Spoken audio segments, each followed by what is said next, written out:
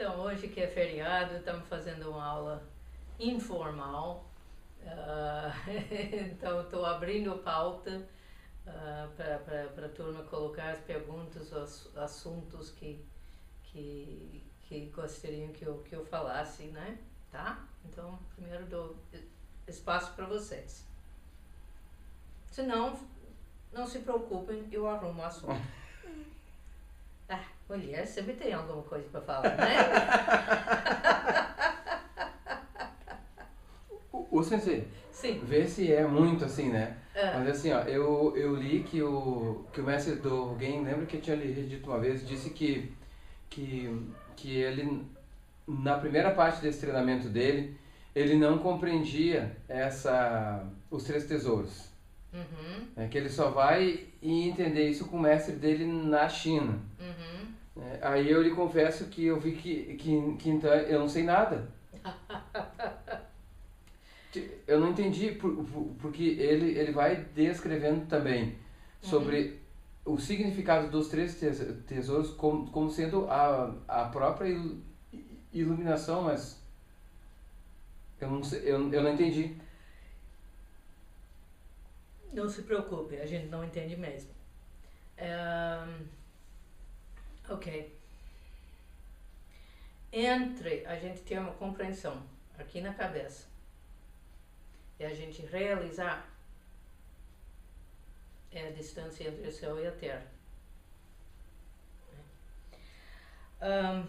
Mas, então vamos pela parte conceitual. Para você, o que é Buda?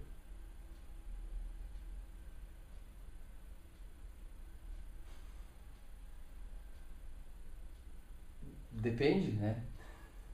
Pelo menos pra mim. Eu não né? perguntei, eu perguntei para você o que é Buda. Pra mim, Buda é a senhora. Bom, muito obrigada, né? O que é Buda? Continue. Então, Buda é essa condição que existe, né? Que a mente pode ir realizar. Né? Ok. Então que ela pode ter a compreensão de todas as coisas. Ok. Né? Dayan-san, para você, o que é Buda?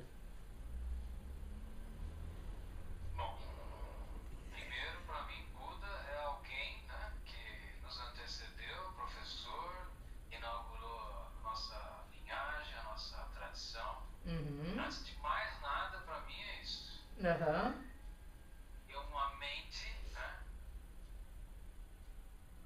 A nossa mente comum, a nossa mente do cotidiano, né? Ela tem esse potencial de atingir essa realização que a senhora falou. Uhum.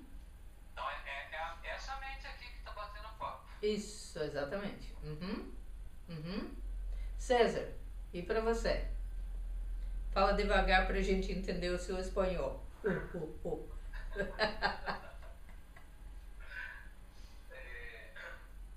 para mí el Buda fue una persona que en algún momento tuvo los mismos miedos o las mismas incertidumbres, las mismas dudas que tenemos todos y encontró un camino, en una manera, una forma que marca y nos guía en todo lo que queremos seguir.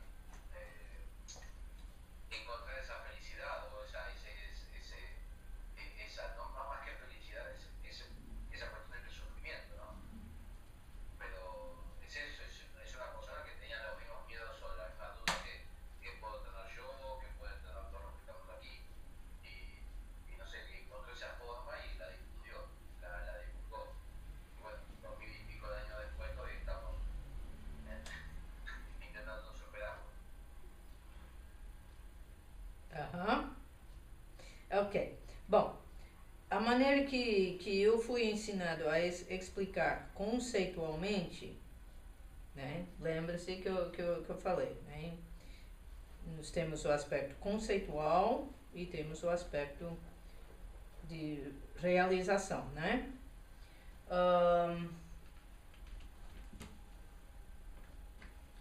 foi de pensar no Buda como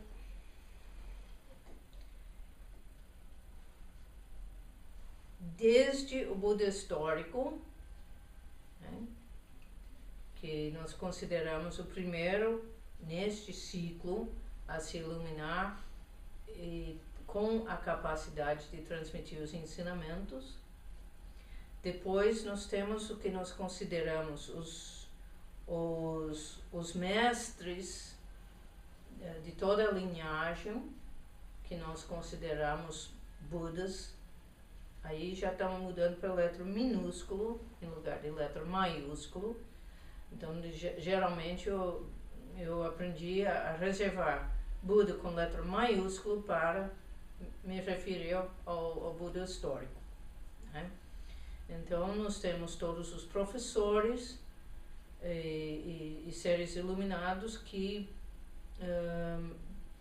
deram a continuidade dos ensinamentos para que chegam até nós. Aí, conclusão, se considera o professor também como um Buda, né? No mínimo um representante de Buda, né? E aí a coisa vai mais, porque aí vai para a natureza Buda de cada um e para a natureza Buda de todos os seres e para a natureza Buda de todo o universo, tá? Então, só que isso fica meio abstrato, tá? A não ser que na meditação profunda se tenha pelo menos uma experiência de vivenciar a não separação, tá? De perceber, de vivenciar a percepção de ser parte integrante do universo e não separado, né? Mas, então, quer dizer, a forma que eu aprendi a explicar Buda foi basicamente isto, né? Então, nos relacionamentos, passa a ser uma boa prática estar procurando ficar centrado na sua própria natureza Buda, buscando se relacionar com a natureza Buda do outro, né? E aí que nós abrimos mais possibilidade dos relacionamentos ficarem de uma forma harmônica, né? Porque é muito fácil a gente demonizar o outro ou né, botar o outro no papel de monstro, né? Então a gente aprendendo a estar sem estar negando a realidade concreta que esteja acontecendo, né? Então, se eu estou olhando para um ladrão que está me apontando uma arma, a realidade é que eu estou olhando um ladrão que está me apontando uma arma. Aí eu tenho várias escolhas. Geralmente o mais sensato é de simplesmente entregar, né? Engolir o sapo de estar sendo roubado. Mas, ao mesmo tempo, em lugar de ficar com medo e ficar com raiva, entrar em toda aquela coleção de emoções, é uma natureza Buda perdida na ignorância, mas é uma natureza Buda. Como é que eu vou odiar uma natureza Buda? Entendeu? Então, mais do que nessas horas, mais do que para o benefício do outro, por exemplo, está no meu benefício. Eu não entrar nem no medo, nem na raiva, nem no ódio, né? É uma natureza Buda, perdido na ignorância, mas é natureza Buda. Entendeu? Tá fazendo sentido? É. Né? E quanto mais eu consigo me centrar na compaixão. Compaixão comigo mesmo, compaixão com o outro. Isso não me tira o direito e a possibilidade de fazer o que for necessário, porque tem situações, sim, onde alguém está nos atacando, nos agredindo, mas podemos nos defender, né? Muitas vezes, né, com arma é muito complicado, né? Nem mesmo Sakao Roshi se preocupou em tentar se defender uma ou duas vezes que vieram com arma na mão, tá? Quer dizer, com arma de fogo, tá? Mas, por exemplo, né, só se a pessoa estiver muito descuidado, né, se descuidando. Aí, não, você está dando uma oportunidade, você conhece arte marcial, então pá, né? Mas, exatamente, né? Dá uma, né? E sem dó, né? Porque direito de se defender sempre tem, mas tem momentos que o risco é muito grande, então não convém correr o risco, tá? Mas tem vezes que a pessoa vem, né, só com punho, né, ou, né, com faca, então coisas que é mais fácil se defender, porque não são tão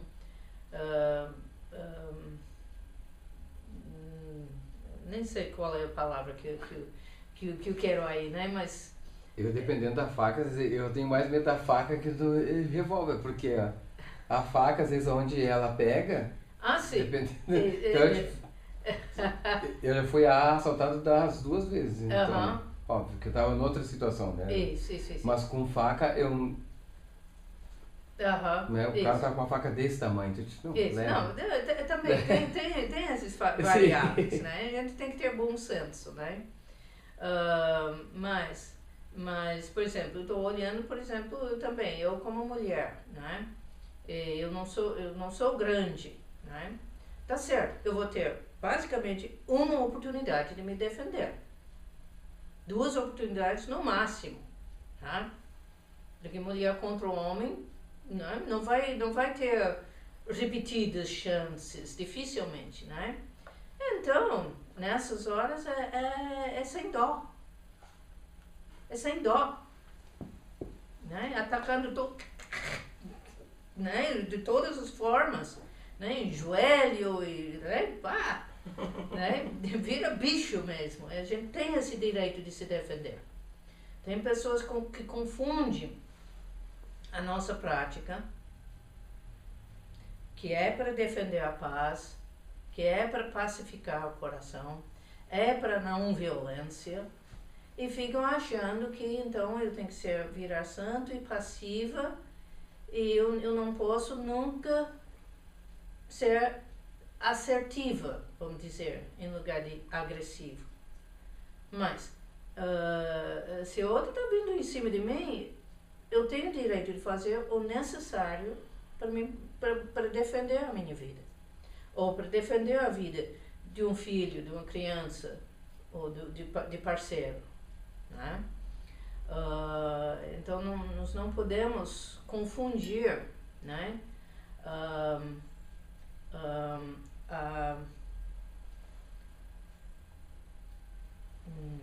qual é a palavra que eu quero?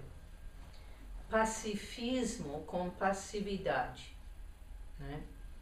Pessoalmente eu acredito que para ser pacifista verdadeiro, a pessoa tem que saber se defender. E tem que colocar dentro da cabeça permissão de se defender, se for necessário. De certa forma, esse próprio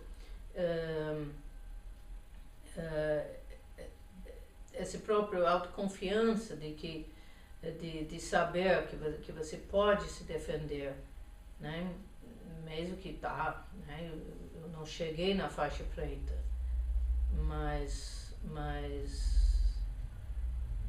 mas eu nunca tive medo né? Eu me lembro quando eu morava em São Paulo, quando eu cheguei no Brasil, eu tocava na orquestra e os nossos ensaios, nosso apartamento e também os ensaios, estava numa parte da cidade que era, né, tinha a rua da Lanterna Vermelha, né? E às vezes eu tinha que descer essa rua, né, essa avenida, de noite. Bom, então eu simplesmente botei a minha cara de não se mete comigo. Né? E ninguém se metia. Né? Então, mas, quer dizer,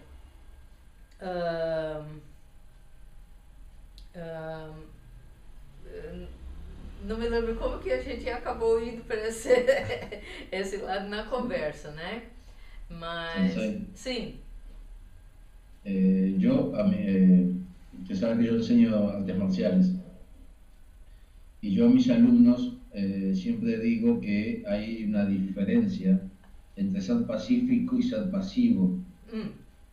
Es decir, si yo estoy caminando en la calle y voy al trabajo o voy a la casa de un amigo y alguien me viene a agredir, bueno, hay que ver cuál es la agresión, ¿no? Y cuál es el problema.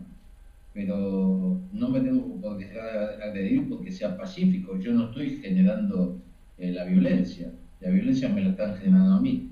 Si puedo solucionar sin ningún tipo de enfrentamiento, si es una cuestión de, bueno, un momento malo, bueno, que se solucione y me voy lo antes posible de la situación. Ahora, a veces yo creo que se confunde lo que usted dice. Sí. O sea, el pacífico sí. No es ser pasivo, no me tengo que dejar pegar o no me tengo que dejar...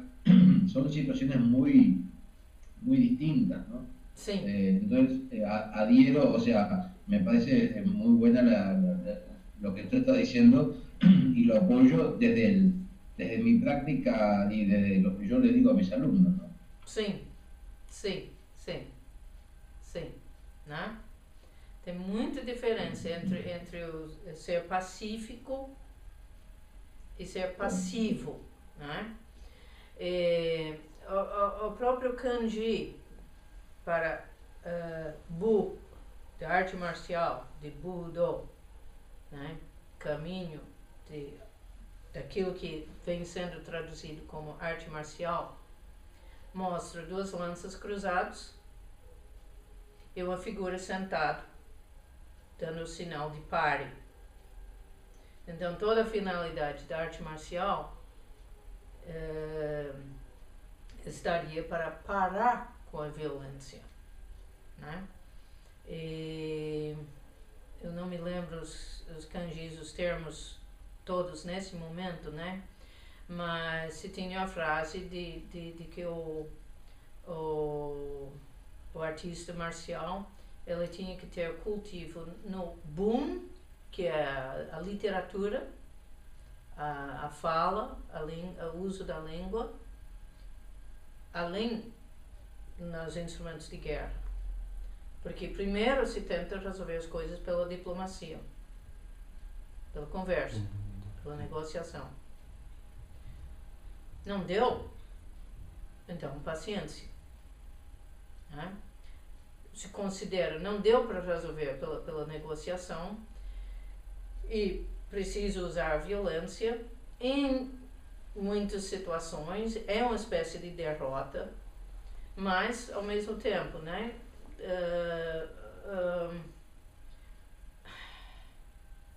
Bom, por exemplo, posso usar você como exemplo? Pode. Tá. Ok, então, por exemplo, o Ryu Shin-san, ele teve uma infância de muita violência dentro da família. Ele foi muito espancado. Então ele foi para as artes marciais e aprendeu a espancar o outro, né? Aprendeu a se defender. Só que ainda estava com coração de violência, né? Aí, conclusão.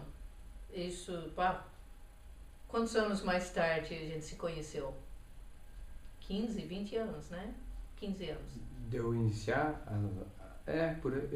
15 anos. Mais ou menos 15 anos. 15 anos mais tarde, né? Ela veio para a prática do Zen comigo. E volta e meia, ele tá comentando que não, porque os caras vieram e aprontaram briga com ele, e ele se defendeu. Aí eu simplesmente, pare de atrair as brigas. Olha essa violência dentro de você que está atraindo as pessoas para você poder brigar, né? E na medida em que ele foi trabalhando isso internamente, parou de estar tendo as pessoas vindo para brigar, né? E progressivamente ele vem pacificando o coração, né? Mas por que eu contei isso?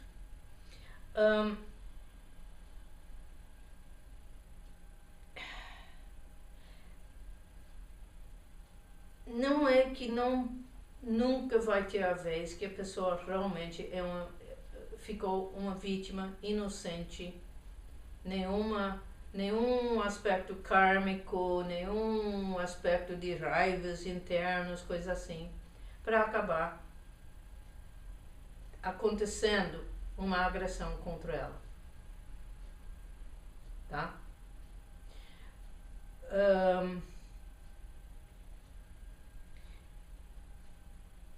Então, na minha interpretação pessoal de karma e da lei de karma,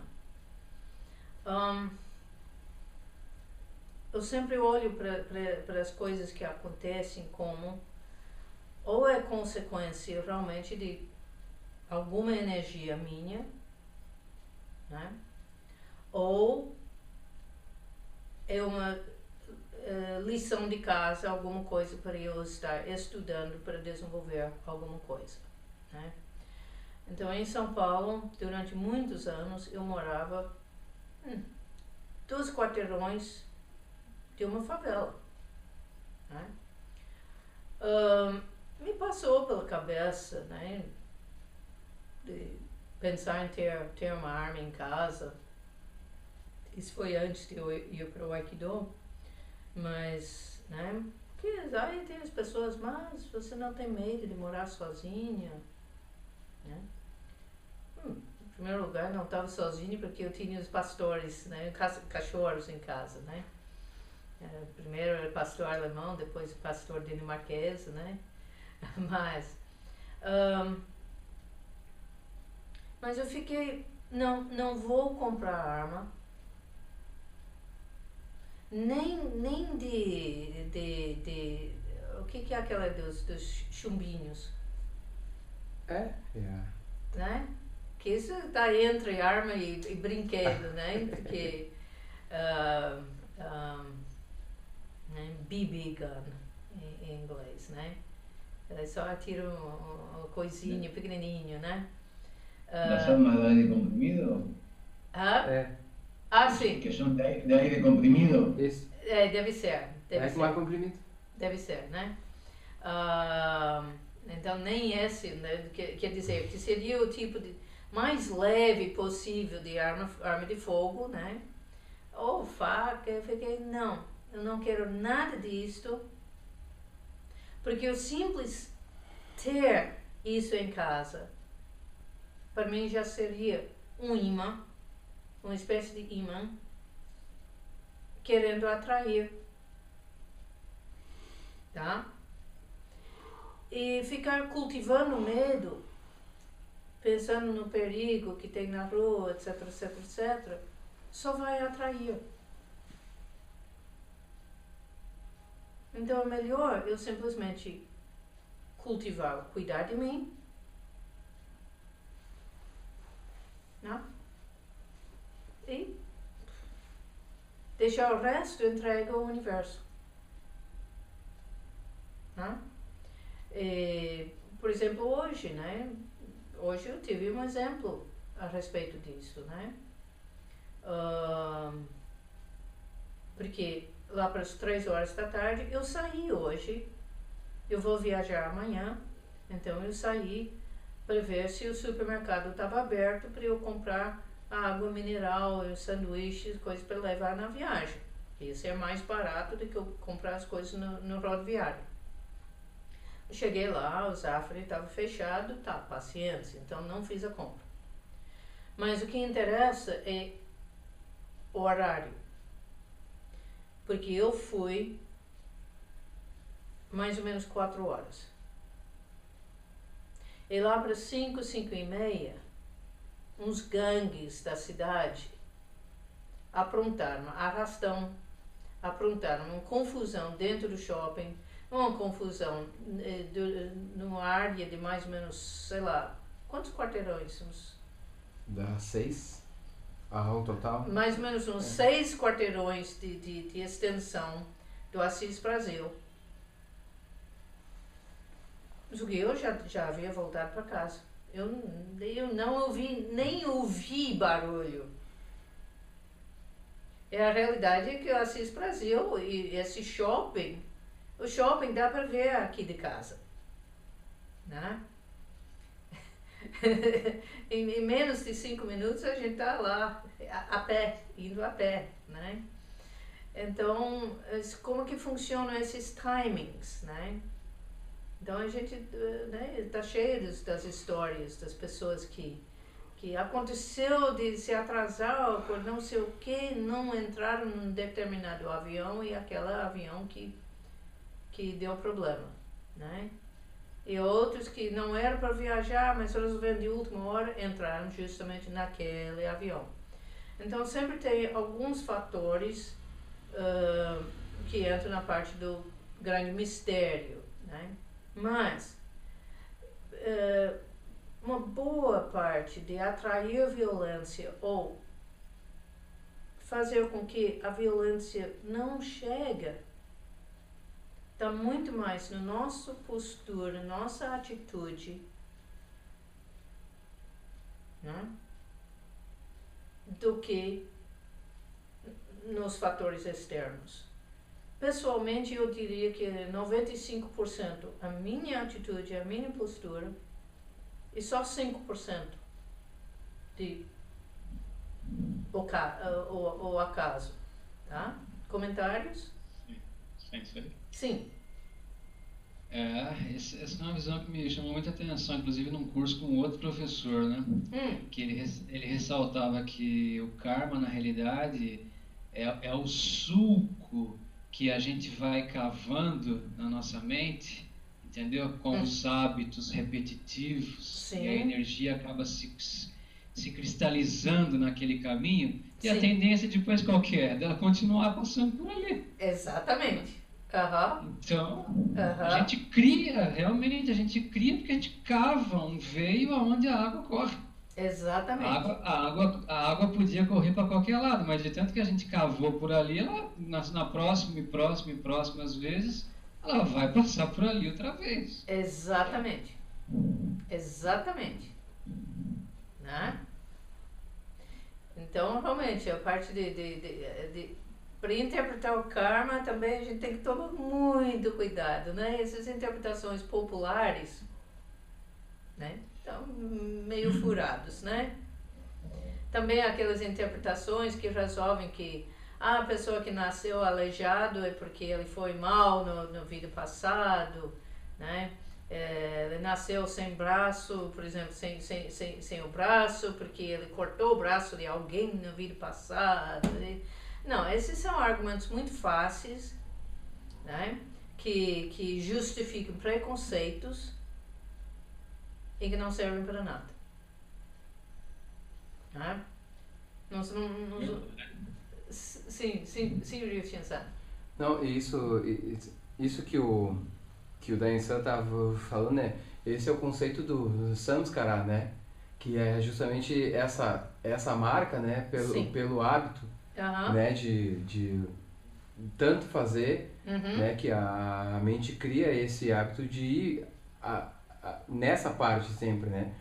E isso vai alimentando sempre esse mesmo karma, né? Porque que é o que a senhora disse, que às vezes a gente até passa de nível mas como não compreendeu ainda, bom, é como o professor Monteiro fala, que Santos é um dos 12 elos, né? Uhum. Se eu compreender ele, eu quebro com todo elo e eu compreendi tudo. Né? Então, óbvio que é difícil de compreender ele, né? Então, né? Então, às vezes a gente vai indo no outro nível, né? Uhum. Mas o que eu sempre me lembro é do Arahat, o Moggallana, né? Uhum. Da forma que ele morre, né? Porque ele já era um Arahat e ele morre espancado, né? Morre morto, morre de apanhando. Não, ele morreu vivo, tá bom. Morreu vivo, mas eu digo assim, morre apanhando. Isso. Né? Isso, E eu sempre penso que ele mesmo sendo Arahat, ele continuava buscando briga com outras pessoas de outras correntes filosóficas, né? Então, mas ele era um Arahat. Ele era um Arahat, mas ele continuava indo lá e não, porque isso está errado por causa disso, porque esse, né? Então, é de se pensar nisso, né? Como que um Arahat é de se pensar, né? Isso. Que realmente essas escolas que acham que ficou iluminado, então já ficou livre do karma, né? Né? Mesmo o próprio Buda, né? Né? Ele sofreu tentativas contra ele, chegou a sangrar por causa de tentativa contra ele. Ele também teve os seus sofrimentos, né?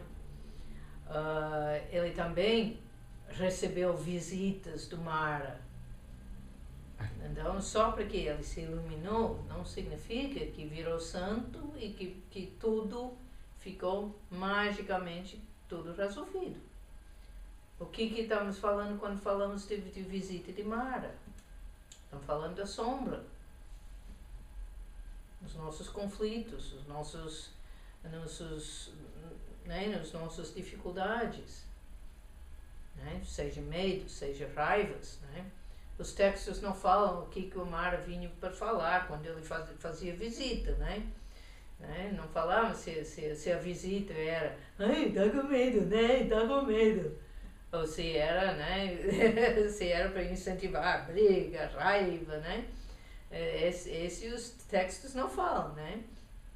Mas me parece que os textos chegam a falar de vezes do Buda demonstrar raiva, né? Demonstrar postura firme, né? Então, não podemos entrar nessas ilusões, delusões, de estar achando que só pela meditação tudo vai ficar algum dia magicamente resolvido. Nós sempre vamos ter o nosso trabalho pessoal dentro de nós, né? De estar descobrindo mais um aspecto de hábitos, mais um aspecto de sombra, né? Agora, por exemplo, aquela criança que nasce sem braço, por exemplo, né? Isso pode ser mais o que eu chamo de karma familiar, né? Realmente defeitos genéticos, pode ser a consequência, vamos dizer, de pais abusando de drogas, né? Que também acontece bastante hoje em dia, né? Pode ser pelo simples estresse, até remédios legalizados, né? Nós estamos cheios de toxinas no ar, na água, nos alimentos. Hoje em dia, né, criança nasce, se faz o exame de sangue, se já encontra pelo menos 100 toxinas no sangue daquela criança, né? Então, quer dizer, nós não precisamos ir para histórias mágicas, mágicas, né, de vidas passadas. Nasceu sem braço porque, né, porque cortou o braço de alguém, né, não é vida passada, né? Mas, então, estamos meio indo de uma coisa para outro, né? Então vamos voltando um pouquinho onde a gente partiu, onde a gente começou, né? Então estamos falando de Buda, de natureza Buda. Porque a partir do Buda histórico, no fundo nós chegamos ao universo inteiro como Buda, né? Aí nós temos o Dharma, né? O Dharma começa sendo os ensinamentos da forma mais próximos, originais, que conseguimos ter, né? Da forma que vem chegando para nós, né? Então, esse seria a parte dos sutras de Buda. Esses sutras, na realidade, só foram passados para escrita mais ou menos 300 anos depois da morte, do falecimento do Buda, né? Então, até então, era uma tradição estritamente oral, mas uma das versões que eu li era que no Sri Lanka deu uma epidemia e estavam morrendo, mas muitas pessoas, né? E estavam morrendo também muitos monges. Então, que o rei teria solicitado, por favor, escreve os sutras para que não sejam perdidos, né? Então, a história que eu li fala que é aí que se passou a começar. Sim. Mudança de patrono no Sri Lanka também, porque conforme mudava o rei, é que nem político atual, né? Sim. Hoje em dia, os políticos precisam do apoio dos evangélicos, por exemplo, senão eles não ganham a eleição. Sim. Certo? Sim. Então, quando mudava o rei lá, o rei era adepto do budismo. Então os monges estavam em paz lá. Mudava o rei, o cara tinha outra profissão de fé. Então tinha esse risco de entrar um rei a qualquer momento lá e acabar com tudo. Então vamos copiar esse troço aqui antes que algum doido aí manda atacar fogo nos templos, tudo aqui, não sobra ninguém para... um pouco de doença e um pouco de perseguição política. Isso. Muito bem, tá? Mas, então nós temos a versão dos ensinamentos que chega até nós, que a gente presume é a versão mais fiel possível, considerando esses 2.600 anos e considerando todas as traduções para cá, para lá, para tantas línguas diferentes, né? Depois nós temos os ensinamentos dos outros mestres históricos, né? Então aí que para nós no Zen é que entram os sutras de Mahayana, entre os sutras do Grande Sabedoria, entre o Lankavatara Sutra, o Sutra da Plataforma, do Sexto Patriarca, entre o Sutra do Flor de Lótus, né? Então todos esses sutras clássicos. Depois chegamos nos mestres modernos. Então nós temos os livros da Aoyama Roshi, nós temos os ensinamentos do Saikawa Roshi, por exemplo, e aí chegam nossos representantes, né? Eu, Enjo Sensei, né? Os professores de carne e osso hoje em dia. Mas também a gente expande esse conceito do Dharma para as leis universais, né? Num nível disto são as leis, por exemplo, da gravidade, né? As leis físicas do nosso mundo, mas também as leis universais supramundanos, vamos dizer, né? Então aí que entra, por exemplo, a lei de karma, né? E uma abordagem onde nós tratamos tudo e qualquer acontecimento de nossa vida como um dharma a ser estudado, uma lição, alguma lei do universo em ação para eu estudar e aprender alguma coisa. Então, voltando àquele onde estava falando, então, né, eu tô na rua e eu estou lá exatamente na hora que começa toda a arrastão, né?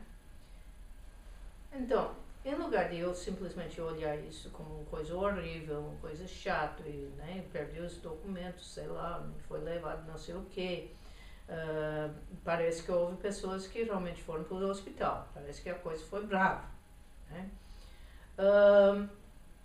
Então eu posso usar isso como uma oportunidade para cultivar medo, cultivar raiva, né? Cultivar uma série de crenças e sentimentos negativos, ou eu posso usar como uma oportunidade de estudar dentro de mim os meus pontos de violência, os meus pontos de falta de compaixão, os meus pontos de violência contra outros, os meus pontos de violência contra mim mesmo, os meus pontos de roubos sutis, sutilmente roubando o outro, sutilmente roubando de mim mesmo. Então eu posso ligar a máquina de curiosidade de cientista, vamos estudar isso aqui, tá? Então nós passamos a poder tratar todos os acontecimentos de nossas vidas e os encontros com as pessoas como oportunidades de estudo, de aprendizado, de crescimento, tá? Então, quer dizer, nós começamos com aquela coleção de onde é chamado 84.000 sutras, né? Dos sutras clássicos de Buda. E chegamos a estar finalmente que tudo é Dharma, né? Bom, aí vamos para Sangha. Bom, inicialmente o Sangha era o grupo dos primeiros discípulos de Buda. Historicamente, o Sangha era considerado um grupo de 4 ou mais monges, eu acho que o número era 4, estando 4 monges, 5, ok, tá, estando 5 monges juntos, aquele agrupamento já era considerado uma Sangha.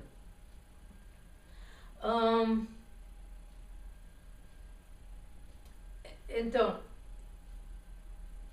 só que aí, por exemplo, hoje em dia, então, primeira Sangha, obviamente, eram os discípulos de Buda. E depois, os discípulos dos discípulos de Buda. E os discípulos dos discípulos dos discípulos. Então, aí entramos na Sangha, nas gerações de Sangha. Tá? Porque sem a Sangha, esses ensinamentos não estariam chegando até a gente. Porque o professor precisa da Sangha. Sem Sangha, o professor não está servindo para nada. E Sangha sem professor também não vai para lugar nenhum. E os dois dependem do Dharma, dos ensinamentos, para o budismo acontecer. Tá? Então, tirou um, você tirou, já não é mais budismo. Ok? Mas, então, aí nós temos todos esses monges históricos, tá? Que vêm até agora, mas também tem uma interpretação de Sangha onde também era Sangha de 4 categorias, que eram os monges, as monjas, os legos masculinos e as legas femininas. Aí mais ainda, os legos, fiéis legos, sem eles, os monges não estariam sobrevivendo para os ensinamentos que está com a gente hoje. Né? Então, quer dizer, quando a gente olha para a Sangha, pense em quantos milhões ou bilhões de pessoas estavam falando, que estavam envolvidos no processo de trazer os ensinamentos para a gente. E aqui no nosso grupo, por exemplo, nós temos o que nós chamamos a Sangha de Jisui Zendo, né? Que tem eu como monástico, o Ryushin-san como noviço, nós temos mais uma pessoa noviço, e os outros são todos praticantes legos, né? E isto, nem todos, por exemplo, o Theravada talvez não vai considerar isso Sangha, mas para nós, na nossa tradição, sim, isso é Sangha. E ao mesmo tempo, eu olho para os outros grupos de praticantes, para mim eles também são Sangha. Esse fazer diferença de que a Sangha Jisui e a Sangha Sebe são separados, né? Nem como Grêmio Internacional, então de vez em quando se encontram para fazer um Grenal, né? E ficam brigando entre si. Não. Sangha é Sangha. Uns vestem roupas estilo tibetano, outros vestem roupas mais estilo japonês, mas Sangha é Sangha. Sangha é o rugby. Hã? Sangha é o rugby. Você joga rugby pelo rugby. Isso, exatamente, né? E só que aí, dependendo do professor, ele coloca, mas Sangha também é a sua família. Sangha também é toda a comunidade, os vizinhos, toda a comunidade. Sangha também é todos os seres vivos. Então, o gatinho, então o nosso Keri, ele também é Sangha. Ah? Ele é o mestre. E a própria terra. Né? Então, quando a gente fala em fazer refúgio nos 3 tesouros, tem um lado, estamos nos refugiando no próprio universo. Né? Mas às vezes, como isso fica muito abstrato, aí às vezes a gente precisa personificar. Né? Então, faço refúgio em Buda, aí a gente usa a imagem de Buda para a pessoa, né, poder visualizar. Ou às vezes toma refúgio ou pede proteção de Kannon, ou pede proteção do Fudomyo, ou pede proteção de Manjushri, dependendo do que está precisando cultivar naquele momento, né? Porque isso facilita para os nossos cabecinhas. Tá? Mas, onde que a gente quer chegar? De se sentir refugiado pelo universo inteiro, né? É nisso que a Monja Coen às vezes fala, no sentido de, em lugar de pensar em termos de estar na mão de Buda, está percebendo que é a mão de Buda, né? Então que não há separação entre a gente e Buda, nem entre a gente e o Buda histórico. Mas para a gente realizar isso, aí que está o desafio. Né? Então a gente procura estar entendendo isso, pelo menos no nível conceitual, mental, quanto mais possível, né? e até que em algum momento, alguma coisa dá um clique, alguma coisa, né? E a gente entendeu alguma coisa, tá? Comentários? Perguntas?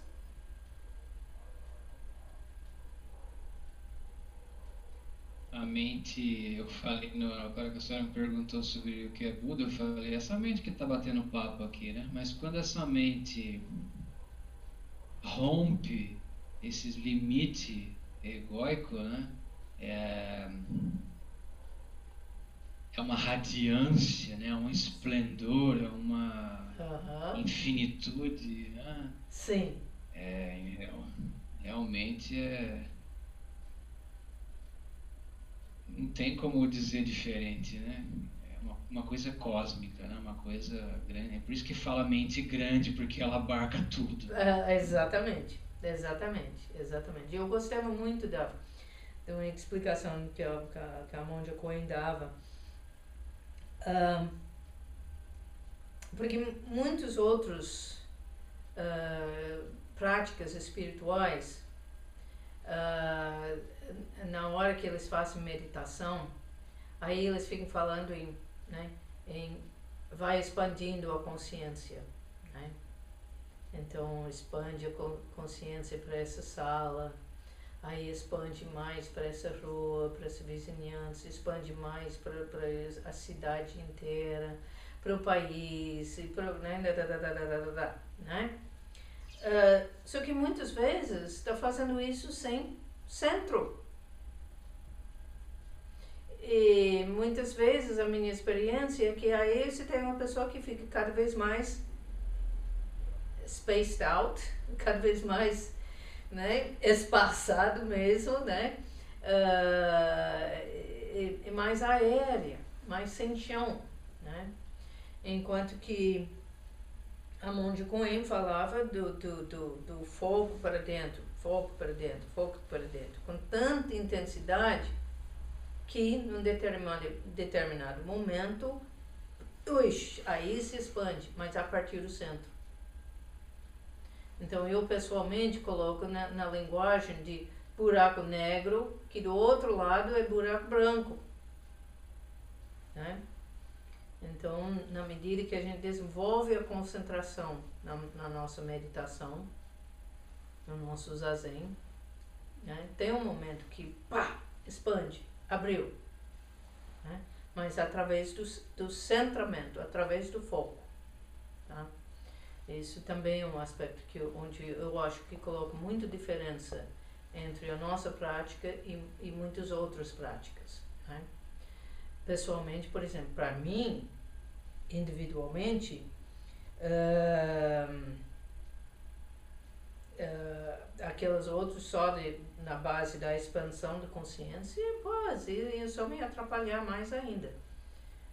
Porque eu já era muito mental, muito voado, então, né, eu precisava pé no chão, precisava do grounding, né? Então, para mim, esse lado do nossa prática de chegar na expansão através do centramento, através do foco, eu acho muito importante para muitos de nós, né? Eu não vou entrar brigando com os outros, falando que os outros estão errados, né? Mas, para mim, os outros não são bons, né? Mas é caso por caso, né? Ok. Ajudou um pouquinho, Justin-san? Sim. Obrigado, sensei. Né? Mas entre entender na cabeça e entender no corpo-mente, né? Até a última célula do corpo, praticando. Praticando. Sensei. Tá bom? Tá? Obrigado, sensei. Ok. Então, mais alguma coisa para a gente bater papo? Já que hoje é bem informal. Eu coloquei um trechinho do Genjo Koan, não sei se tem tempo para ver, se é muito pesado. Não, sugestão. Isso, uma hora dessas realmente. Vamos pegar esse texto, né? Eu que tenho que arranjar bastante coragem também, né? Mas, não, isso aí futuramente vamos estar pegando através daquele livro, né? Mas, então, quando praticamos intimamente e voltamos para o concreto, fica claro que nada em absoluto possui um ser que não mude. A lenha se transforma em cinza e não mais volta a ser lenha. Todavia, não suponhas que a cinza é o futuro e a lenha seja o passado. Devemos compreender que a lenha ocupa seu lugar no universo como lenha e tem seu momento passado e seu momento futuro.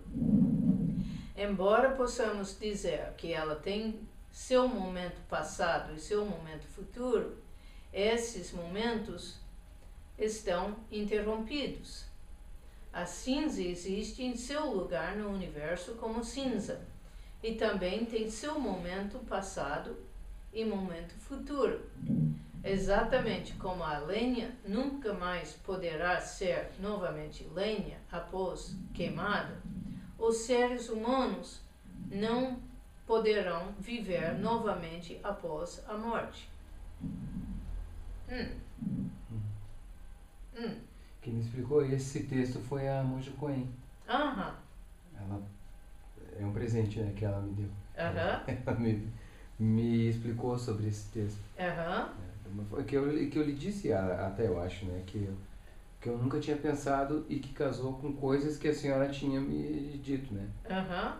Sobre a vida e sobre a morte, né? Uhum. Que fez eu pelo menos ter mais tranquilidade nessa parte, né?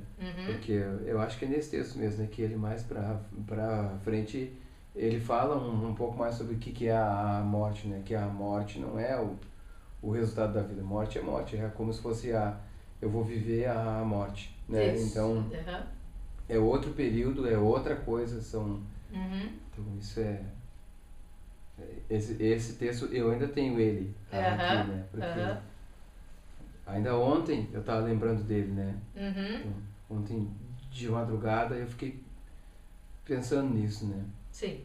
Porque tudo tem o seu momento, né? E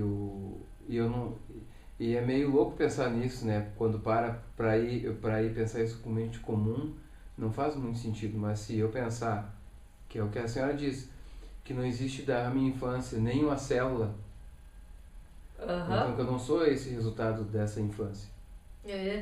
Né? E isso quebra com várias coisas que só na mente eu faço força para dar uma continuidade, mas só que não existe essa continuidade. Porque o Fernando criança e esse Fernando com 36 anos, não tem mais nada a ver com o outro. Hoje é outra pessoa, é outro momento, são outras coisas, e a cada momento é que só existe aquilo. Né? Mas compreender isso mesmo, vivenciar isso mesmo, né? É como abre esse outro texto que a gente estava lendo, do Gakudo Yojin-shu, né? Que ele cita o mestre Nagarjuna, né? Que a mente Bodhi é justamente o compreender essa transição toda, né? Esse ciclo que vai e vem. Sim. Né? E que porque no fundo cada instante ele é um instante único, ele não é uma continuidade, ele tem início e fim, né? E cada uma coisa dessas tem né? E é uma sucessão dessas coisas que para a mente como ter algum tipo de lógica, que ela começa a juntar e costurar como se fosse um contínuo, né? E pro ego fica com medo de abrir mão e se dá conta de que não existe nada além de um monte de instantes e que cada instante ele é único e não volta e nem vai ter ele depois e nem existe passado. Então só existe esse momento. Isso. Então, mas vivenciar isso, compreender inteiro, compreender que não é só corpo e mente, que é corpo e mente. Né? Então, porque às vezes se fala em mente, você pensa em cérebro. Né? Mas não é isso mente, né? Então, compreender isso inteiro. Isso. Porque a impressão que eu tenho hoje é que toda a compreensão que eu tenho, a única coisa que ela serve é para me dar força para me manter buscando a compreensão. Porque eu acho que nem é uma compreensão. Porque eu não realizei, eu não entendi isso. Né? A única coisa, ela me serve tipo como uma fé para não, mas um dia eu vou compreender mesmo.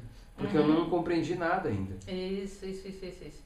Nós temos muito esse aspecto de que estamos sempre vivendo um fio de uma navalha.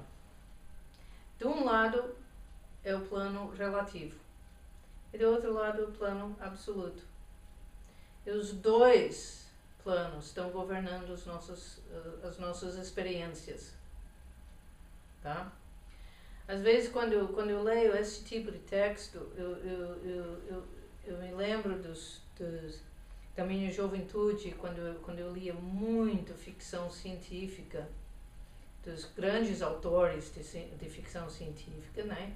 Tem os que são lixo, mas também tem os que são, né, grandes autores, né? E dão muito para se refletir e para pensar, né? E realmente eu devo muito àquela fase de leitura de ficção científica, justamente de abrir a mente, né? De poder pensar em outras perspectivas e outros mundos, né? E também fica, para mim fica,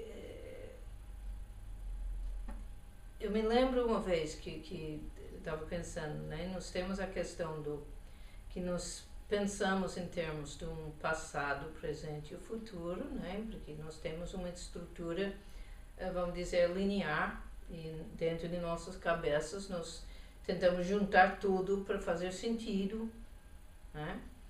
Para o nível relativo. Porque é óbvio que no nível relativo, né? Bom, você tem os documentos para provar, né? Que, e tem testemunhos que sim, você é Fernando e você foi assim. Olha essa foto quando você tinha 3 anos de idade, né? Para ligar você historicamente no passado. Então, que aí os planos para o futuro, porque estamos essa é a parte do plano relativo, né? Mas, se no plano absoluto o tempo não existe, é uma construção nossa, que alguns dizem justamente por isso que os xamãs e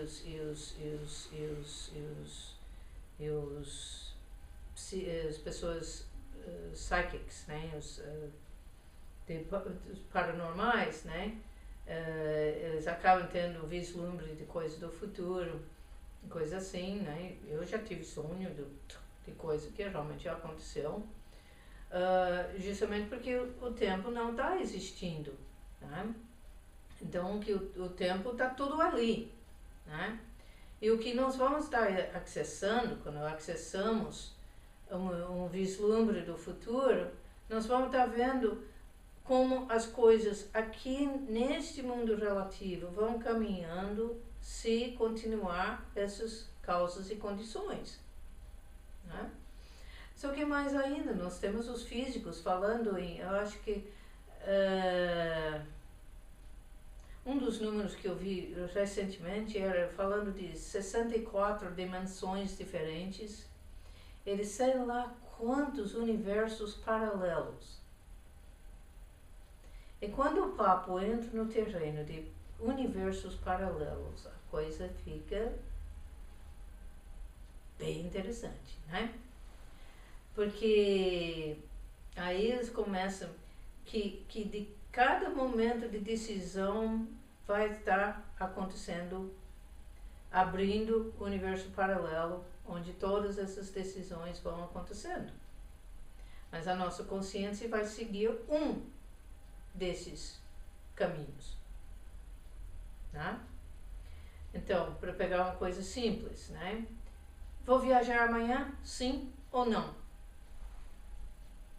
Então, nessa decisão de sim ou não, abre um universo onde eu faço a viagem e abre outro universo onde eu não faço a viagem.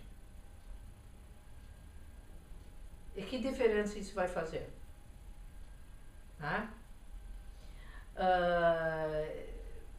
Então, começa a ter, né, as possibilidades absolutamente infinitas. Sim. Sim. Eu costumo pensar nisso que a senhora está falando da seguinte forma. E aí relacionado com o karma. Sim. É como se a gente tivesse um leme de um navio, só que o navio é o universo. Então a gente está no comando do universo inteiro com as nossas ações. Então isso que a senhora falou, se eu escolho, se eu não escolho, você não está simplesmente escolhendo a sua viagem, você está escolhendo tudo. Exatamente. E mais uma coisa, né? Só para pirar mesmo, né? Putz, né? De realmente esticar a mente o máximo possível. Eu fiquei imaginando, bom, então, né, no nosso mundo de 4 dimensões, porque nós temos as 3 dimensões comuns, mais o tempo, né? Mas a maneira que enxergamos o tempo é unidimensional, né? É linha reta que para nós vai de presente para futuro, né? Só que o mestre Dogen fala de karma que vem do futuro para trás, né? Não, e se o tempo fosse tridimensional também? Como seria de vivenciar um determinado momento investigando ele lateralmente, todas as possibilidades daquele momento? Né? Como que seria isso?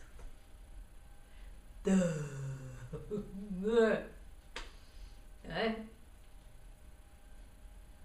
Só de pensar, dá para parar, né? Mas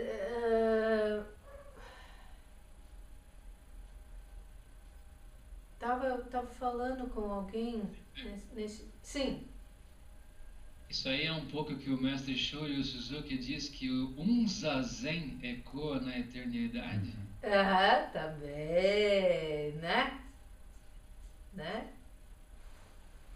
Mas veja como também, eu me lembro uns, sei lá, 20 anos atrás, se falava muito em universos paralelos, quando se falava toda essa de ascensão, né? De que num determinado momento, conjuntura, todos que estavam preparados iam ascender para um outro mundo paralelo e os outros iam ficar, né? Então, né? Então se falava muito de mundos paralelos, universos paralelos, né? Só que quase todo mundo imaginando isso dentro de um conceito de como se fossem universos totalmente diferentes mesmos, né? Então era tipo, né, sei lá qual porcentagem da população ia meio que sumir porque ia para outra dimensão, né? Bom, como a gente vê, aparentemente não aconteceu nada disso, né? Pelo menos ninguém dos meus conhecidos sumiu. Né? Mas o que eu estava pensando, né, que me ocorreu mesmo naquela época era, mas olha quantos universos paralelos temos acontecendo nessa própria cidade. Porque o universo paralelo que tem, por exemplo, na avenida da Lanterna Vermelha é totalmente diferente do meu. Ou do traficante é um outro universo. Ou da dama bilionário é outro universo. E sim. a gente raramente tem intersecção com esses outros universos. Para mim, o universo da bilionária, né? Eu nunca tive nenhum contato com aquele universo, a não ser pelo jornal, né?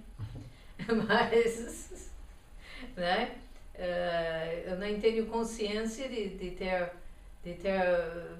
passado de carro, né? Por uma das ruas, e aí mora um bilionário, fulano de tal, né? Não, cheguei a ter isso na viagem para Los Angeles, quando me levaram para Hollywood. Tá bom. Né? Então, que legal. Né? No nosso corpo mesmo, né? Nós, entre aspas, Sim. A gente é um centro de um universo conceitual. Sim. Mas no nosso corpo tem outros centros, né? Por exemplo, nosso sistema imunológico não precisa da nossa vontade para ele trabalhar. Ele está ali o tempo todo trabalhando. Tem tanta coisa acontecendo no nosso próprio mundinho físico que a gente ignora. Sim. Não é? Sim. A gente vive numa parte dessa realidade que é o mundo conceitual, né? Sim. A professora falou, o mundo lógico e tal. Teve uma palestra há uns 7 anos atrás de um psiquiatra carioca que veio aqui em Campinas, no Café Filosófico, e ele é budista, é o Dr. Benilton Bezerra Jr., né? Ele deu um exemplo muito interessante. Ele falou, se você levar uma pancada na cabeça, essa pancada vai tirar essa organização dualista que a gente tem por alguns segundos. E você vai sentir uma confusão, que é a confusão que todos nós sentiríamos se nós não tivéssemos esse sistema dualista para separar as coisas. Entende? Então essa é a nossa dependência. A gente precisa desse filtro. Né? Isso. Não ia dar conta de existir no mundo, né? Exatamente. Fazer coisas básicas, né? Como, por exemplo, vestir uma camisa. Exatamente. Que é o que se faz necessário para o funcionamento no mundo relativo. Não adianta querer aplicar as regras do mundo absoluto no mundo relativo. E não adianta querer aplicar as regras do relativo no absoluto. Mas é importante a gente desenvolver a habilidade de estar enxergando os dois ao mesmo tempo. E enxergando as interações entre os dois. Tá?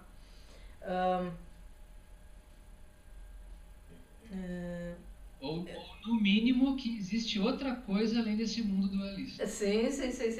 Né? Agora, mesmo o nosso próprio conceito de eu, né? Não passa de um conceito que a cabeça arruma, né? Para tentar fazer sentido da coleção de eus,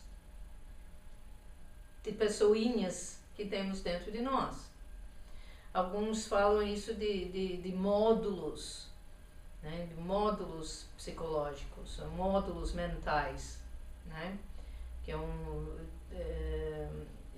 terminei de assistir um curso de budismo e psicologia moderna, e o professor levantou esse aspecto, né? Ele falou, né, que estão chegando nas teorias de que somos mais uma coleção de módulos mentais, né? Cada um voltado para a sua especialidade, né? Um módulo de alimentação, um módulo de sobrevivência, um módulo de criatividade, um módulo de linguagem, um módulo de relacionamentos, módulo de sexualidade, né? Então, nem como se fossem programas de computador, aplicativos de computador, né? E, meio tipo, né, esses módulos estão sempre respondendo os estímulos e o que é estimulado mais forte ou que tem mais energia que toma conta. Mas que não tem um executivo, não tem um diretor, um eu executivo tomando conta. Então, que parte da questão da meditação é realmente de desenvolver esse centramento para começar a ter uma função, vamos dizer, mais administrativa e de escolha, em lugar de estar com os módulos simplesmente levando. Mas o nosso próprio conceito de eu, né? E outra coisa, né? Isso foi com um aluno hoje de manhã.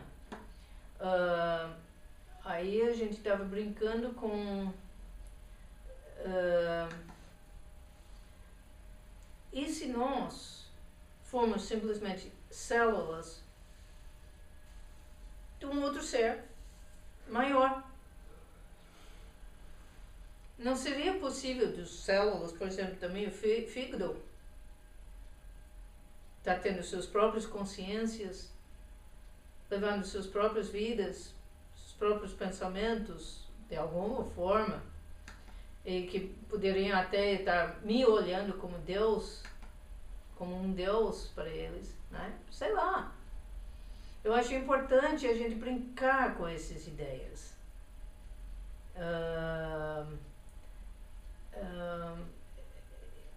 Né?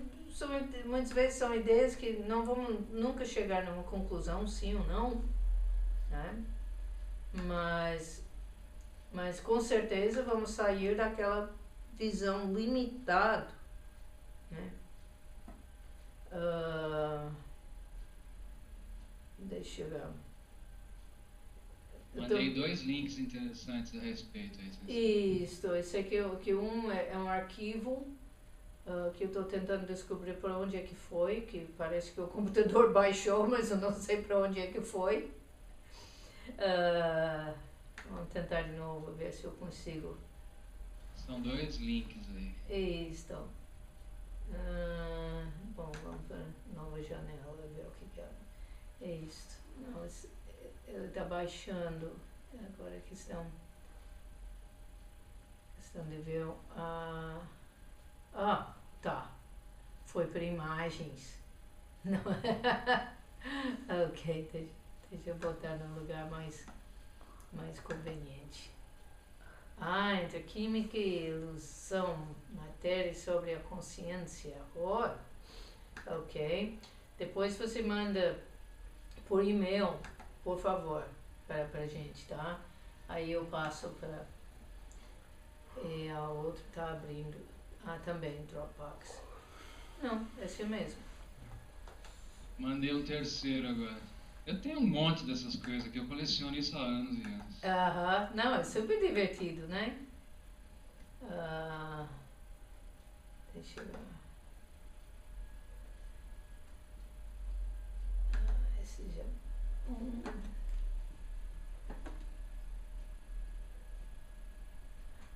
ok. Neurocientistas também dizem nosso senso de localização,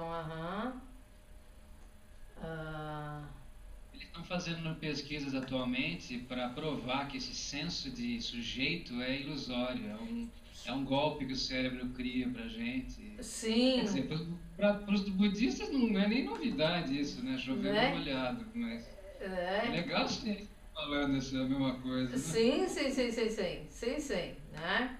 Não, eu realmente,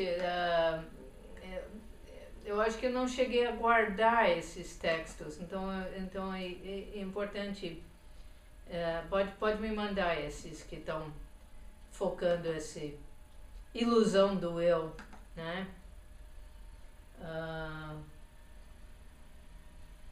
Ok, legal. Aí depois, bom, tudo isso passa por e-mail também, né? Porque, como eu falei, acaba sumindo quando fecho o Hangout e eu não consigo copiar do Hangout, né? Eu não consigo selecionar e copiar, né? Tá? Mas isso mesmo, né? Então, eu acho muito importante a gente desenvolver essa flexibilidade da mente, de estar aberto para todas esses conceitos, porque aí eu acho que facilita chegar a vivenciá-los, para cada um chegar na sua vivência, né? Pode ter diferenças na interpretação, né? Coisa assim, mas de vivenciar, né? De que forma isso é verdade para você, tá? Tá bom?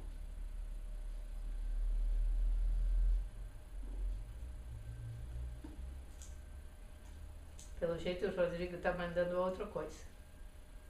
Ou está fazendo e-mail. Sí. Lo que usted decía cuando hablaba de los mundos paralelos y que nunca se tocan, yo siempre digo que son muy importantes las decisiones que uno toma y a veces en las pequeñas decisiones, no en las grandes. Sí. Por cada sí o un no que doy hoy, ahora mismo, es decir, nosotros decidimos estar aquí y no estamos decidiendo estar en otro lado. Ahora, no vamos a saber nunca qué hubiera pasado si estuviéramos en otro lado. Entonces, puede ser algo agradable o desagradable, o algo que nos hubiera pasado algo malo. Entonces, es muy importante a veces el decidir, porque yo tengo que asumir mi decisión también, ¿no? O sea, si yo decido estar en mi casa, no estoy decidiendo estar en la casa de un familiar, ¿no? Y yo decido el tiempo que utilizo para estar en esta conferencia, en esta charla. Entonces, y cada uno de esos sí o cada no es una decisión muy importante, porque no puedo saber qué me hubiera pasado si estuviera en otro lado. O sea, si yo no estaría acá, ¿qué estaría haciendo? ¿Estaría viendo televisión, o estaría viajando, o estaría en la calle? Pero en la calle me puedo encontrar con un amigo que hace 30 años que no veo, o me pueden asaltar. Y me tengo que hacer cargo de no encontrarme con ese amigo.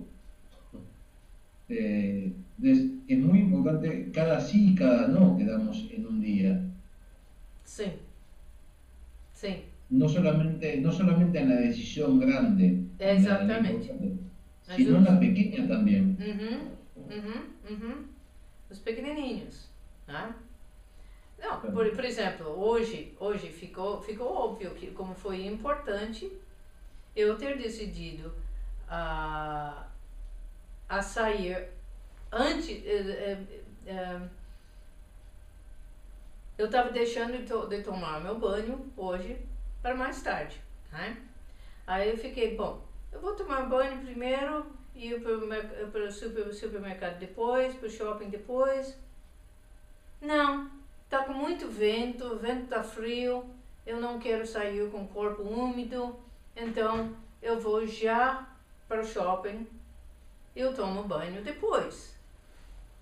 Porque eu sabia que eu só precisava estar chegando em casa lá para as 7 horas, 7:30. Então, eu podia ir para o shopping a hora que eu quisesse, né?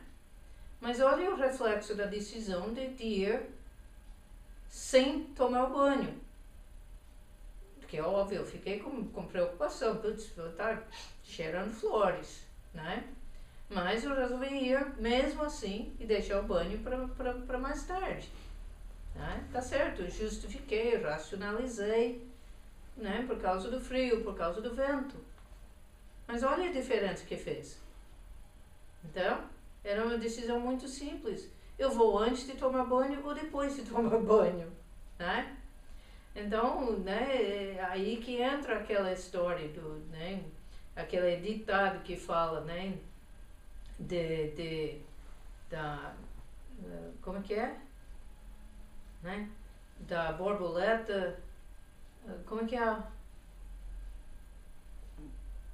borboleta num país que acaba dando tempestade. Sim. Bate a borboleta e dá um furacão no Japão. Isso, né? Alguma coisa assim. Né? Mas uma das... Sei. Eu acho que é o Robert Heinlein que escreveu essa história. Não me lembro, mas é o nome que veio na mente. Uma das histórias que mais marcantes para mim naquela época foi uma história de um cientista que ele consegue construir a máquina de viagem no tempo e ele volta milhões e milhões e milhões e milhões de anos na Terra, né? E ele vai olhar, né? E ele volta para o tempo dele, só que está tudo mudado. Tudo. Né? E, na verdade, mudado para pior, está um horror. E ele, mas o que aconteceu? Aí ele olha para a bota e tem uma folha preso na bota dele. Então, que nos milhões e milhões e milhões de anos, aquela mudança de tirar aquela folha daquele cenário teria mudado totalmente todo o mundo dele. Né? Então, né, essas histórias e reflexões, porque não? Ficção científica desses bons autores realmente são reflexões, né? Como seria o mundo se, né? Então é bastante interessante, né? Ok, pelo jeito você passou mais links, é isto? Porque também eu tenho que pegar todos antes de fechar. Eu mandei um e-mail com alguns. Muito bem. Tá. Muito obrigada. O e-mail já tá foi. Ok, muito obrigada. Tá bom? Perguntas, comentários?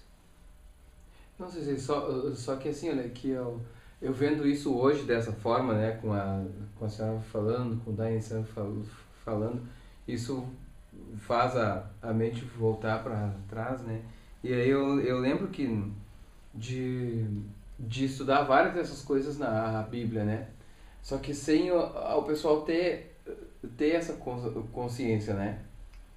Então, né, que tem vários casos de pessoas, né? Alguns casos, poucos, né? Sim. Que se dão conta que conseguem se abstrair em determinado tempo e eles conseguem ver tudo. Sim. Sem o passado, sem Sim. futuro. Sim.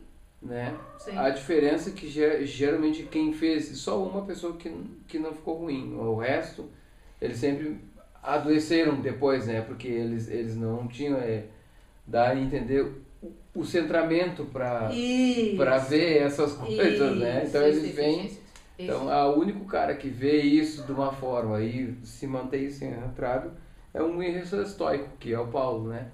Mas é porque já é um cara que já tem o estoicismo já batia muito nessa coisa do corpo, né? Então de não dar bola para esse corpo. Né? Esse corpo não é isso que que tu pensa tem que cultivar a mente, claro. Eu não estou fazendo uma apologia ao estoicismo, que tem várias coisas que eu não concordo. Mas eu digo, mas foi a única pessoa que ainda viu e aguentou. Voltou para si. E aguentou. Tá, isso foi uma visão. Isso. Eu digo isso porque parece que tem coisas que é comum a várias tradições, né? Sim. Só que é como a gente está vendo, é uma escolha, a forma que eu vejo. E cada vez que eu escolho ver de uma forma, tem todo um determinado desenrolar dessas coisas, né? Exatamente. Mas para mim, isso é importante porque é as pazes que eu faço e uma luz que eu jogo, mais um pedacinho em uma parte dessa, né? Desse passado meu, né? Aí falando relativamente, né? Isso. Não, tem isso, você vai encontrar isso em comum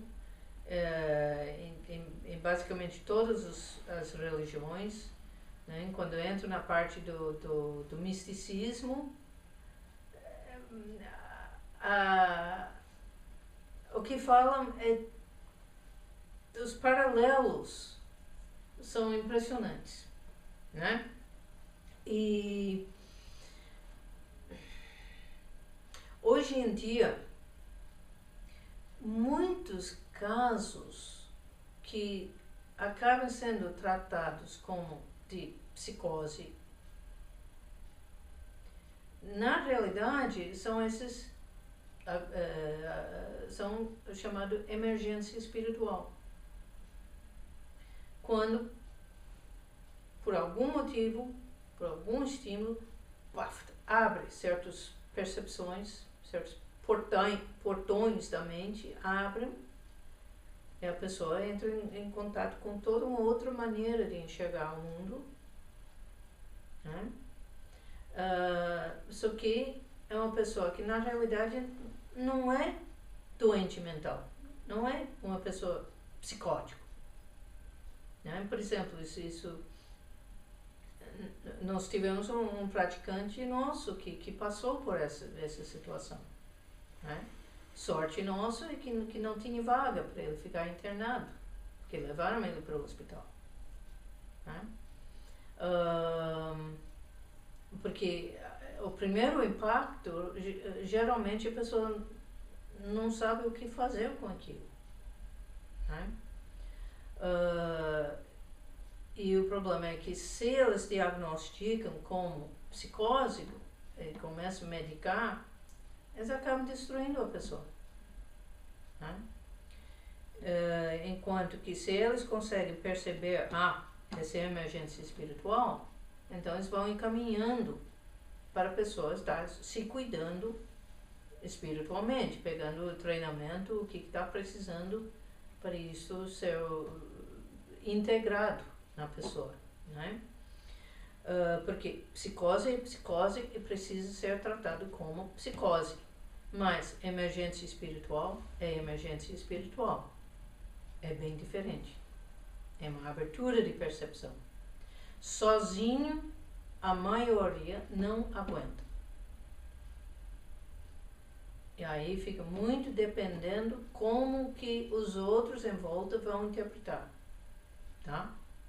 Isso é uma questão que me preocupa muito com tantos desses grupos de praticantes, né? Com tão pouco treinamento, com tão pouco preparo. Porque Sesshin é um período, vamos dizer, onde a coisa fica bem delicada. E a gente tem que ter o centramento energético de estar segurando a energia da sala inteira, tá? E de estar percebendo se alguém está começando a estar, vamos dizer, correndo perigo, né? Porque muitas vezes, se a pessoa está quase entrando numa emergência espiritual, pode ser que o conveniente é tirar a pessoa da meditação e botar ela no SAMU. Entendeu? Mas A gente tem que estar percebendo. E mesmo se a pessoa tem treinamento de psicologia, se o treinamento na espiritualidade é fraco, a pessoa vai tender a interpretar pela psicologia e pela linha no qual tem treinamento. E aí que vem o perigo de, pirou, surtou, então vamos tacar os remédios. Né? Rivotril. Exatamente, né? O famoso Rivotril. Então, por isso que eu acho tão importante para nós aqui no Ocidente é que pega o treinamento monástico, quanto mais possível, mais intenso possível, e um embasamento em alguma coisa que para ter noções, pelo menos noções básicas de psicologia. Não para nos tornarmos psicólogos, porque o psicólogo, a resposta do psicólogo é uma, a resposta do monge é outra para a mesma situação.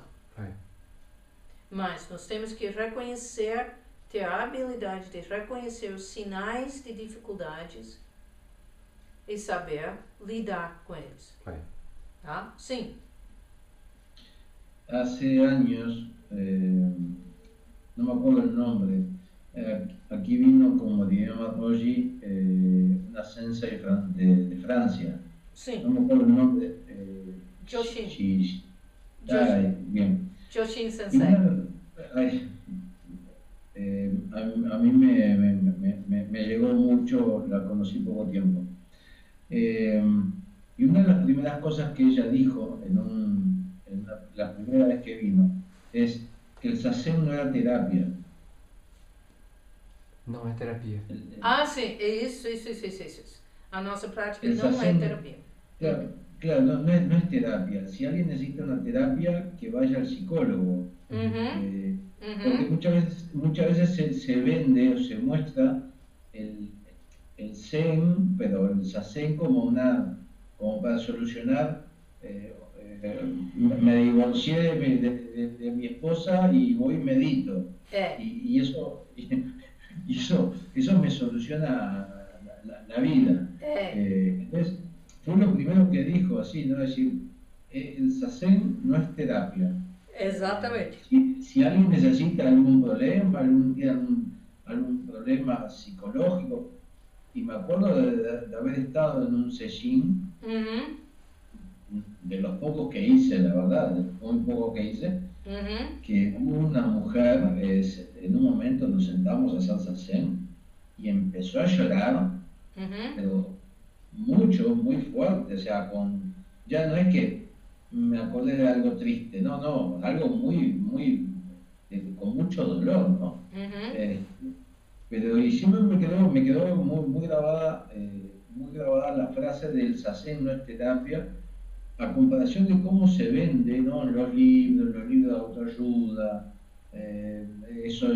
esa gente que da conferencias y mezcla conceptos, y tiene que ver con esto que usted estaba diciendo ahora, ¿no? De la preparación del que da el sesshin o del que dé la conferencia, y de aclarar a quien la escuche de que esto no es magia, ni que es terapia, ni que son... Una cosa es una conversación que puede ser, bueno, necesito hablar con alguien, que usted me escuche, y otra cosa es que yo necesito un psicólogo o un psiquiatra, ¿no? Isso. Lo que usted estaba diciendo me hizo acordar de esa conversación. Isso. Não, realmente,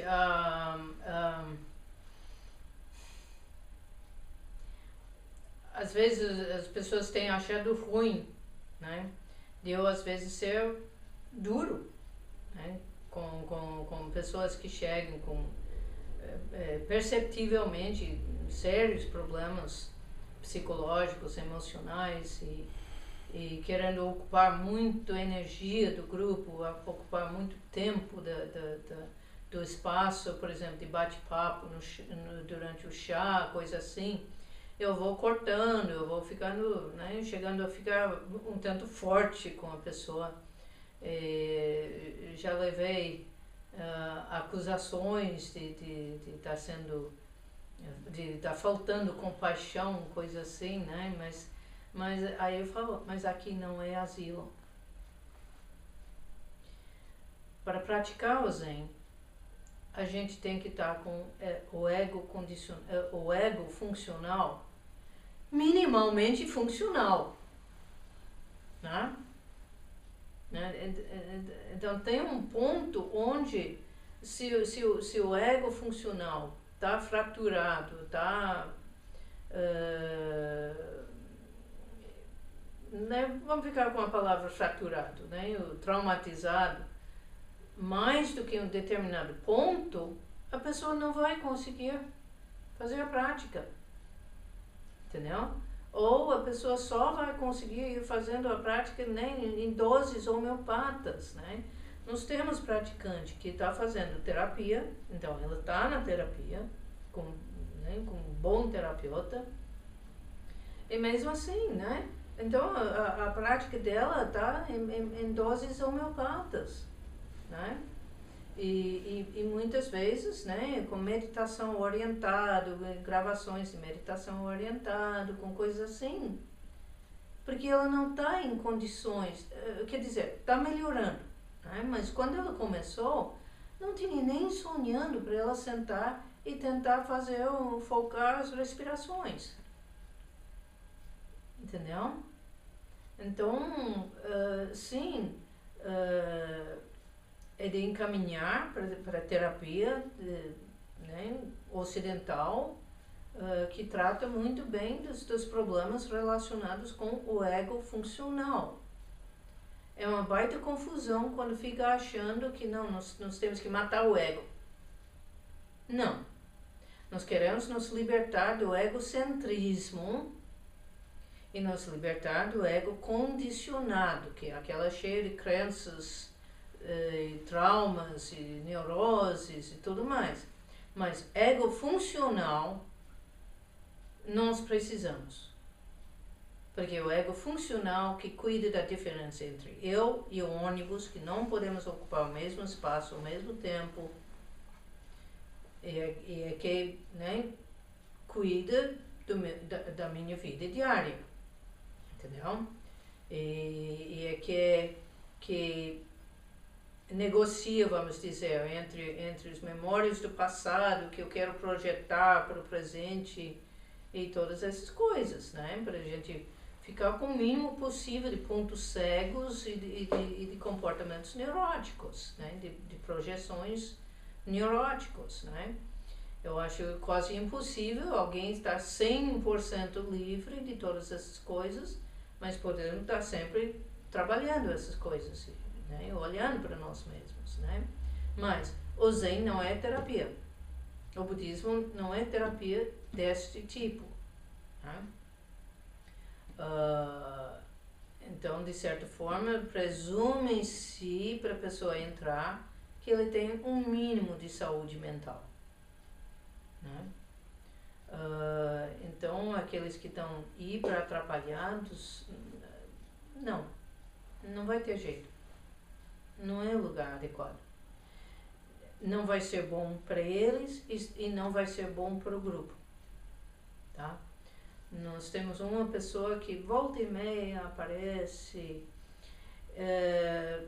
ela já conseguiu que o psiquiatra dele escreveu carta para mim pedindo para eu dar uma atenção especial para ele, que era muito importante, não sei o que, né?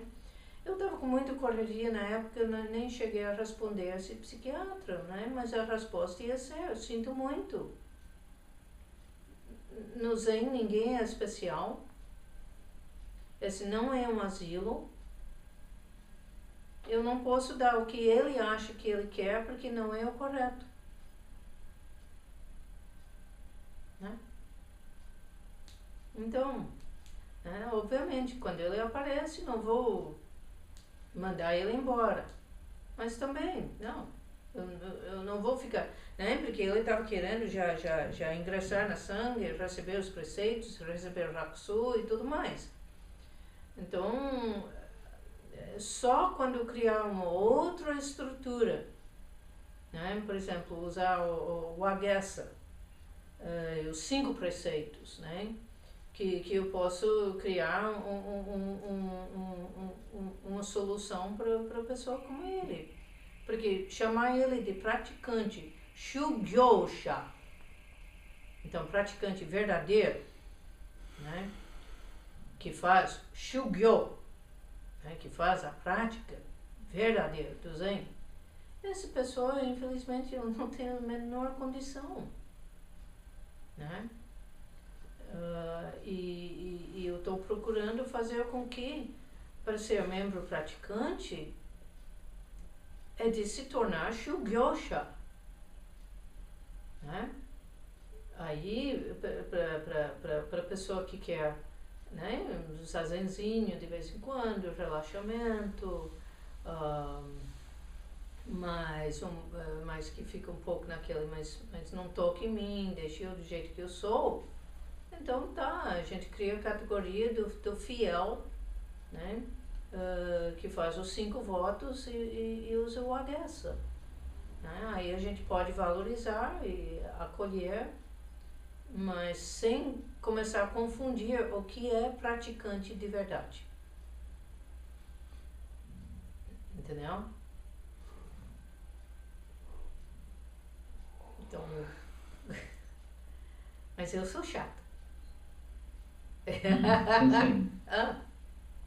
Sí. Sim.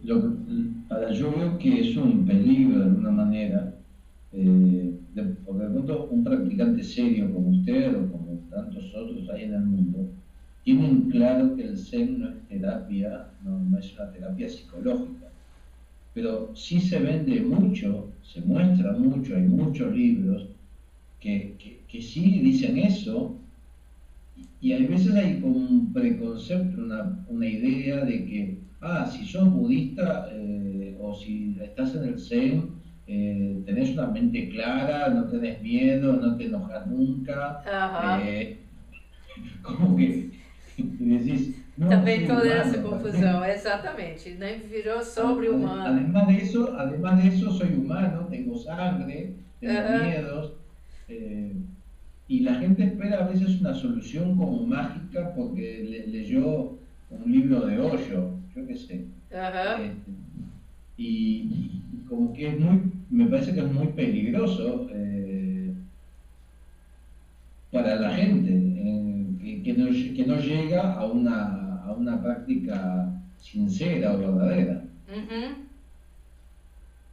Porque depende de su estado de salud, su salud mental, y si la persona no tiene capacidad o no sabe discernir, no sabe separar. Cuando yo me comuniqué con usted, preguntando si en Foz había algún sendo, fue porque yo busqué en internet y encontraba Zen Spa, Zen Masajes, Zen, y hay un montón de Zen Spa, una spa donde me hacen masaje, me ponen cremas y me ponen unos inciensos, pero se utiliza Zen como Coca-Cola, ¿no? Es una marca. Y Zen es sinónimo de no sé, de paz y de música linda. É o marketing, né? É o marketing, né? Exatamente. Claro, es un marketing muy peligroso.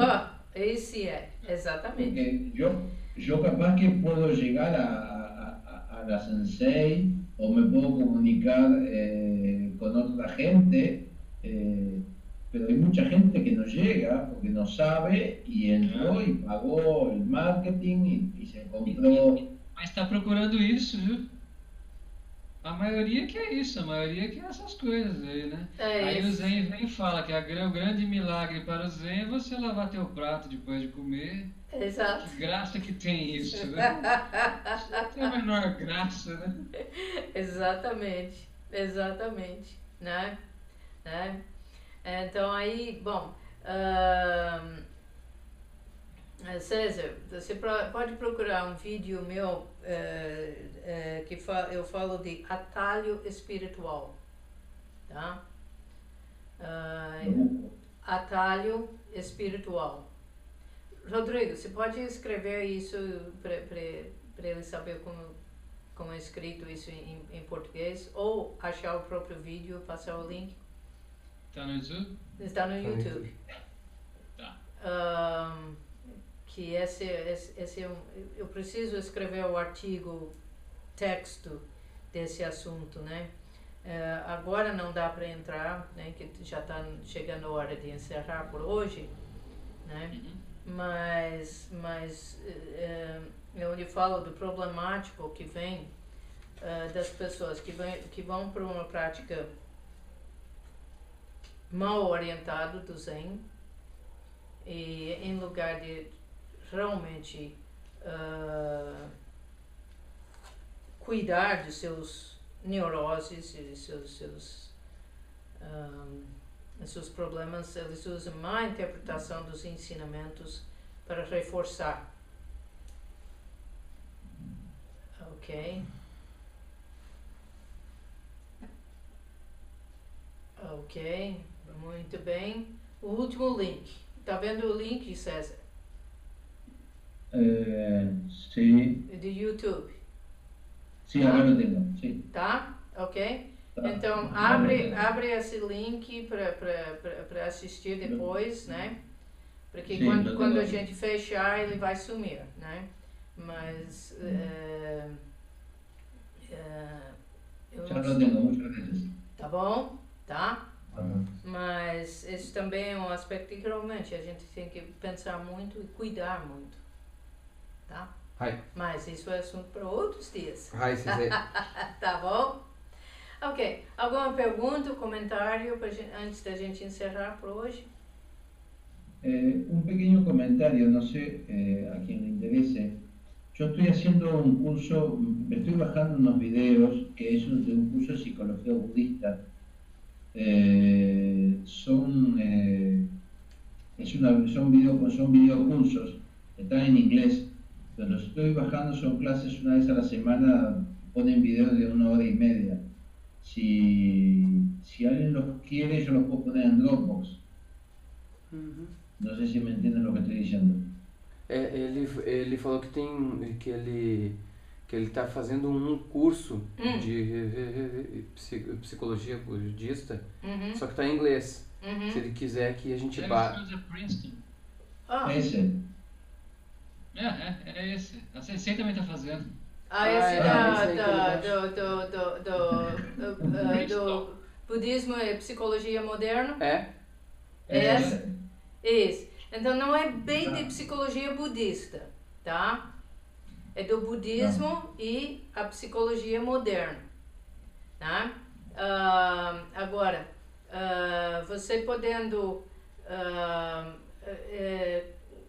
começar a estudar a psicologia budista ou Yogacara, né? Porque no Zen a gente mais segue o Yogacara, né? Tibetanos seguem mais o Madhyamika, sei lá, né? Mas ir atrás de material estudando Yogacara, isso, né? Dá como que escreve isso também, né? E inclusive, né, nós temos trabalhado isso muito com o professor Monteiro, de como que funciona a mente para isso, né? Isso, transformações na consciência, Thich Nhat Hanh, tá? O professor Monteiro não gosta muito desse livro, eu não sei exatamente porquê, mas pessoalmente eu acho... Deve ser porque a explicação do Thich Nhat Hanh é muito poética. Pode ser, né? Mas eu acho muito importante, sim, de estar fazendo o estudo do chamado Abhidharma, né? Abhidharma Kosha, mas que são muito difíceis de entender, então a gente tem que ir atrás dos comentários e explicações modernos, né? E Yogacara. num mosteiro. Tudo em inglês, não tem nada em português. Exato, não tem ainda. Está sendo escrito, já foi revisado, tá com o professor Monteiro para ele fazer a revisão final e ele não faz. Eu não sei como é que vai ficar. Talvez, Dainsan, talvez vou dar uma tarefa para você. Né? De você, isso, né? De você pegar ele no Skype e ir vendo os capítulos, tá? Porque ele não liberou o texto, ele falou que na revisão acabou havendo algumas mudanças de significado. Não muitos e não muito grandes, mas que ele não queria deixar passar. Mas o problema é de conseguir combinar com ele e uma hora de sentar e fazer, entendeu? Então eu acho que se você entra em contato com ele e escuta, né, Monte Xixi me deu a tarefa de resolver isso com você, e quando que podemos entrar no Skype e trabalhando isso. Agora, de computador, ele é um desastre, é um desajeitado dos gravíssimos, mas, né, pelo menos bota o texto na frente e você também vai me lembrando e eu te passo o texto que já foi enviado para ele. Tá? Vou pensar num texto e passo para a senhora do e-mail para mandar para ele. Sim, perfeito, tá bom? Certo. Tá? Vamos fazer essa coisa sair, porque um dos grupos tibetanos está querendo publicar o livro, né? E eu fiquei também para publicar a edição eletrônica, tá? Então temos que fazer esse livro sair. Tá, sim, vamos mexer com isso. Tá bom? Tá? Com certeza. Mas, enquanto isso, sim, César, né, aquele curso desse norte-americano, realmente está muito bom, né? Bom estudioso, mas não é bem de psicologia budista. Então, para psicologia budista, pode começar com esse livro de Thich Nhat Hanh, e depois ir aprofundando em Yogacara, e depois mais para as raízes no Abhidharma, no Abhidharma Kosha, tá bom? Então é passo por passo, tá bom? Tá bom. Ok? Podemos encerrar por hoje? Então. Sim. Ok. Que os méritos de nossa prática se estendam a todos universalmente, para que, junto com todos os seres, realizemos o caminho de Buda. Muito obrigada a todos. Obrigado, Sensei. Boa noite, obrigado a todos. Boa noite. Cuidem-se bem. Buenas noches. Boa noite. Buenas noches. Sim. Guten Nacht. Boa noite, Yushin-san. Boa noite, Dainsan. Obrigado. Boa noite, César. Buenas noches. Que te vaya bien. Gracias igualmente. Gracias. Por ayudarme. Gracias. Muito bem. Tchau, tchau. Tchau, tchau. Bye, bye. Bye, bye. Bye.